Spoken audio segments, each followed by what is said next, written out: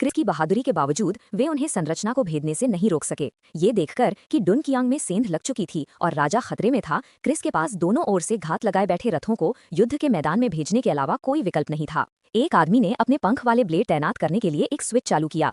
फालांक्स की परिधि को लगातार काटते रहना उनके लिए कोई मुकाबला नहीं था। उन्होंने स्थिति को पलटने के लिए जल्दी से इस उन्नत तकनीक का इस्तेमाल किया। फालांक्स तक पहुंचने वाले सभी दुश्मनों को काटा गया। कुचलने वाले हमले ने शेष दुश्मनों को पीछे धकेल दिया। हालांकि उन्होंने युद्ध जीत लिया, लेकिन उन्होंने अपनी आधी से ज्यादा सेना भी खो दी। जिन सेंटोर्स का उन्हें सामना करना था वे अभी तक प्रकट नहीं हुए थे और वे केवल दूर से ही युद्ध देख रहे थे। पूरी लड़ाई देखने के बाद फिर धीरे धीरे बारूद का धुआं गायब हो गया। राजा को इस क्रूर युद्ध के लिए गहरा अपराध बोध हुआ, ये महसूस करते हुए कि उन्हें अप्रशिक्षित सैनिकों को युद्ध में नहीं भेजना चाहिए था। अंततः राजा क्रिस को अपने सैनिकों को प्रशिक्षित करने के लिए और समय देने के लिए सहमत हो गए। क्रिस ने अगले युद्ध से पहले उन्हें योग्य योद्धाओं के रूप में प्रशिक्षित करने का वादा किया। रात होते ही क्रिस एक अंधेरे जंगल में पहुंच गया। अजीब तरह से उसने लाशों का एक पहाड़ देखा। मदहोशी की हालत में उसने अपनी पत्नी और बच्चे को उनके बीच लेटे देखा। अचानक एक 3 सिर वाला भेड़िया प्रकट हुआ। उसकी पत्नी के शरीर को खा रहा था और अपना खूनी मुंह चौड़ा करके उस पर झपटा। जब उसने फिर से आंखें खोली तो उसे एहसास हुआ कि वो मति भ्रम कर रहा था। जब से उसने गलती से अपनी पत्नी और बच्चे को मार डाला था, क्रिस को बहुत पछतावा हुआ।